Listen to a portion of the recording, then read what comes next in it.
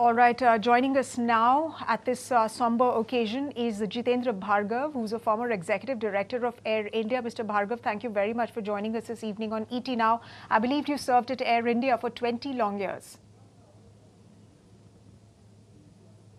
I joined Air India when Mr. Ratan Tata was the chairman. But unfortunate part was, and which I'm regretting today, is that I never got an opportunity to meet him.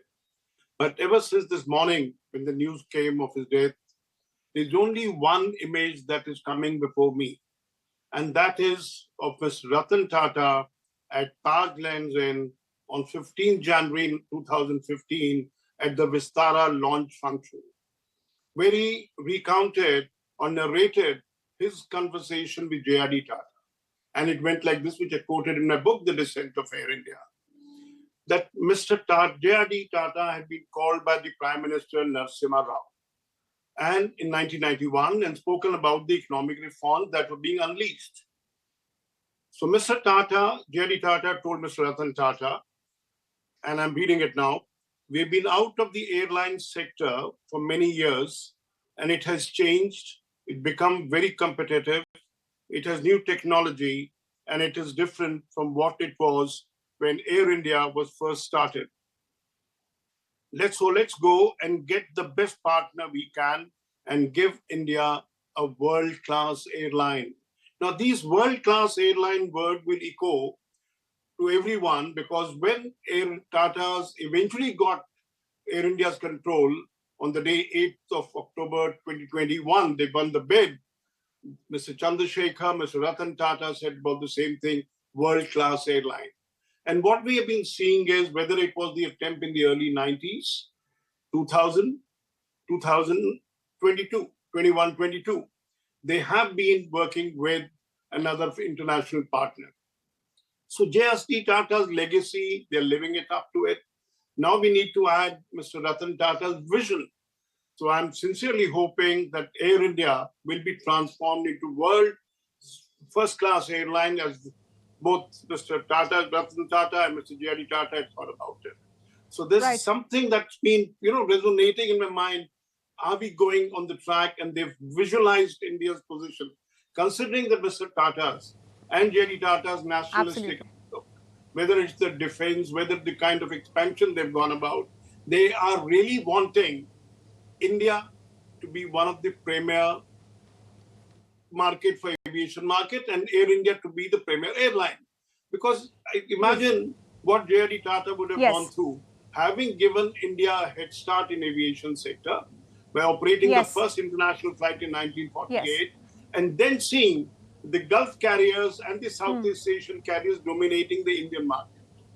The Atmanirbharta plan that Prime Minister has been repeatedly saying, J.R.D. Tata had it in his blood and Tata Group had it in blood. You see, and this is what is being reflected today, the outpouring of grief by people who knew Mr. Ratan Tata and those who did not. Everybody is feeling the loss today. Now, that's the remarkable thing of the House of Tatas. Absolutely, and that's because of the kind of difference, sir. That's because of the kind of difference that the Tatas, particularly Mr. Ratan Tata, the late Mr. Ratan Tata, really made as far as the Indian business fraternity is concerned, as far as the industry is concerned, the kind of brands that he helmed. In fact, the Tata Group is now a salt to software, not just a software now, but also a semiconductor conglomerate. But going back to the point that you made about the aviation sector, he was passionate, not just about building brands, but these two in particular, autos and aviation. But Mr. Bhargava, give us an indication of what he really thought of aviation, because it was one of the many risky bets that he took. I've been very often saying, give India another 2 years' time. Once the new aircraft that Tatas have ordered for Air India are put in position, we will get a quality product domination of the world market. India's market will be harnessed by Indian carriers, both Air India and Indigo. And the other aspect that we must recall on today's date is that Tata acquired Air India in 2021. You take it from me, but for Tata's house integrity, the ethical functioning, the fact that they founded Air India is one aspect. Had anybody else acquired Air India, this goal of government for disinvestment wouldn't have been achieved. It would have been embroiled in political controversies. So this speaks volumes of Mr. Ratan Tata and the House of Tatas that they're leading, that no controversy. This is a national interest. Hand over Air India to the Tatas, and that is what it is. So I see in this disinvestment exercise being successful a very clear message, the kind of reputation, the kind of integrity and ethics Tatas are known for. And that is what makes us proud that, look, here was a gentleman, Ratan Tata, who passed away today. The nation is mourning him, and he led Tatas so successfully in the 3 decades since the economic reforms, give Tatas such a kind of voluminous growth that we have witnessed, the spreading of the industry that we have, the market caps that we have increased of the Tata companies, every aspect you look at, glowing tribute need to be paid to Ratan Tata. I'm too small a person, but that's how the nation is mourning today and recalling his great contribution to India's economy. Absolutely, sir. And Minister Piyush Goyal was also mentioning earlier in the day that he was somebody who truly believed in the Bharat story, in the story of making in India itself. In fact, one of the guests who we were speaking to earlier in the day said that he took over the company when the market cap of the conglomerate was between 5,000 to 6,000 crores when he took over as chairman in 1991. And today, that market cap, which you also alluded to, has allegedly reached or crossed 35 lakh crores. And that in just a lifetime, just one lifetime, he's been able to manage, and definitely it's no small feat. It's a colossal task. So help us understand and talk to us about the kind of leadership that he espoused and he championed, and what his leadership meant for building the India that we live in now, and how has he personally inspired you? You know, let's look back 30 years ago. What was Tata's image? What was India's image? Economic growth had not been unleashed the way it has in subsequent decades been. So Tata's also existed like many others and was a legacy industry company. Now what has happened is they have spread their industrial sphere of activity, a business empire that now encompasses almost everything. It's not just in India. Acquisition of steel plant abroad, Jaguar, and going global kind of a thing to give India a truly multinational company. Air India, of course, J.D. Tata had said, because we were operating worldwide, we were India's first global brand. But look at what has happened in the last 3 decades. Every industry, and take the, for example, defense aviation. In Gujarat, they're setting up a plant with Airbus. Now they've got on to spheres which no other industrial house is ever looking at. Now that is what I call the vision, the drive to get onto it and to serve national interests. I will lay emphasis again and again on national interests. They're getting into activities in sphere where India needs a major company, a big company that has tons of money to invest and to give India a global image in industry is concerned. And when it comes from the house of Tatas, it only becomes sweeter. Absolutely, sir. Do stay on with us. Let me go across, ladies and gentlemen, now to my colleague Asa Chopra, who's live, joining us live at that Worli crematorium, getting us the latest updates. Asta, so take us through what's happening on the ground. We see security being beefed up at Worli crematorium. We also saw the 24-gun salute being accorded to, of course, the mortal remains of Mr. Tata. What else is happening right now? Has the cremation happened? It was supposed to be an electric cremation for Mr. Tata.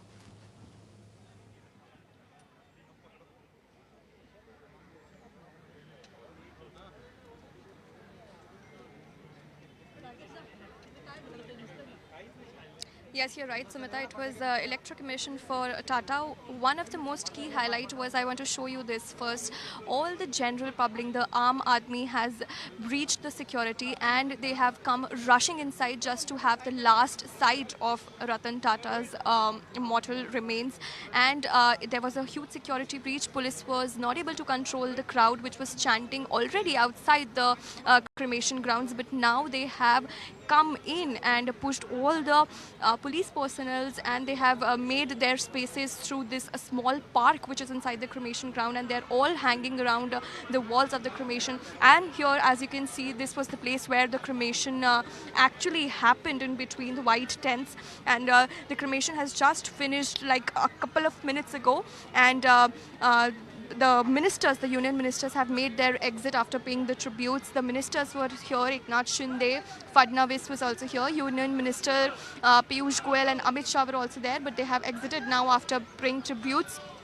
And whole of the public is chanting right now, and they are very, very upset of seeing Ratan Tata's mortal. As we can just hear from their chants, they are chanting Vande Mataram, Bharat Mata Ki Jai, Ratan Tata Amar Rahe. So we can all hear the chants which are being heard. This place was absolutely for only 150 to 200 people, and only for the family gatherings and close friends. But now, like the public has proved that Ratan Tata was not only of his people but of everyone. Ratan Tata has touched life upon many of them, and their loving kindness behavior have seen among all the people, as you can see the crowd here. And the cremation has just ended a couple of minutes ago. After that, people came rushing in and they have paid all their tributes here.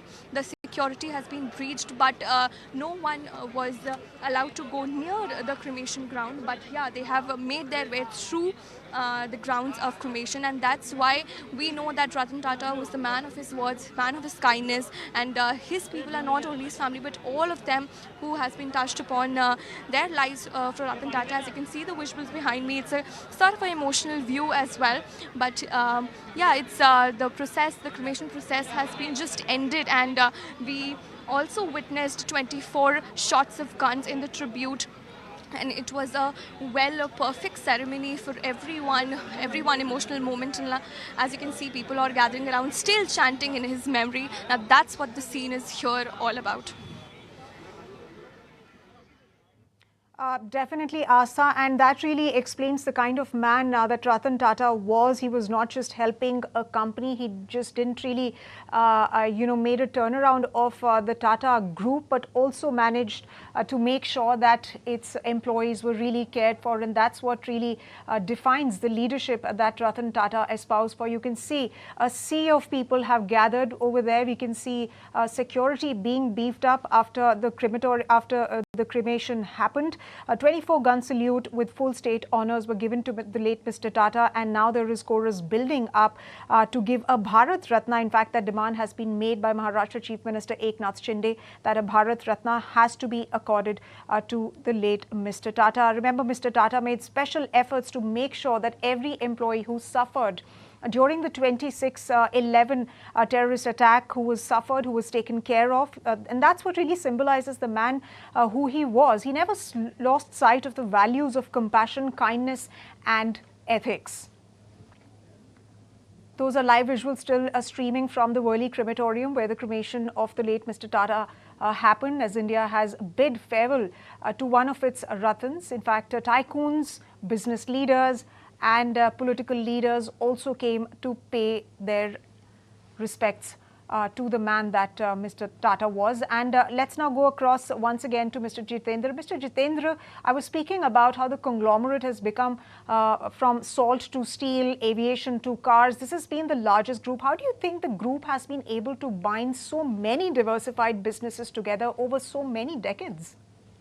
One is the vision. The second is the leadership quality.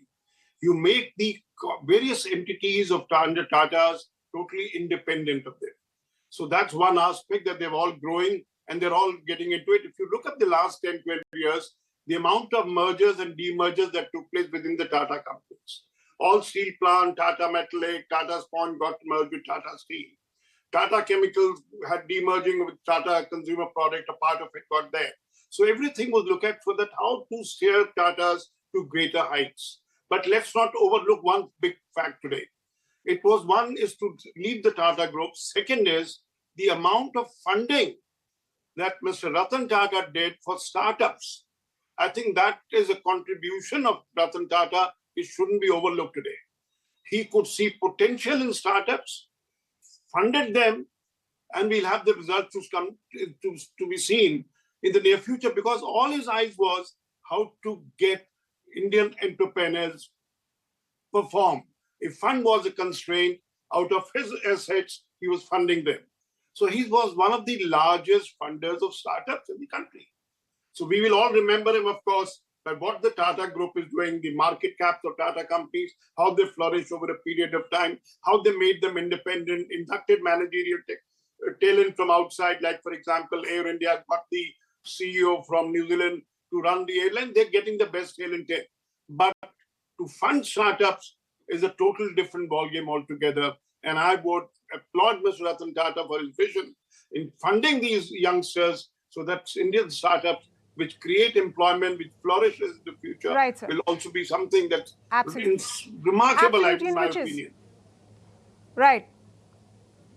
Right, sir, and which is why he had the Midas touch to turn around every business that he touched or his company touched. And of course, true patriot and a legend who was able to live his life with values of simplicity, compassion, and of course, ethics. On that note, thank you very much, sir, for joining us and sharing your thoughts about the man that Mr. Tata was. If you like this video, then like, share and subscribe to ET Now.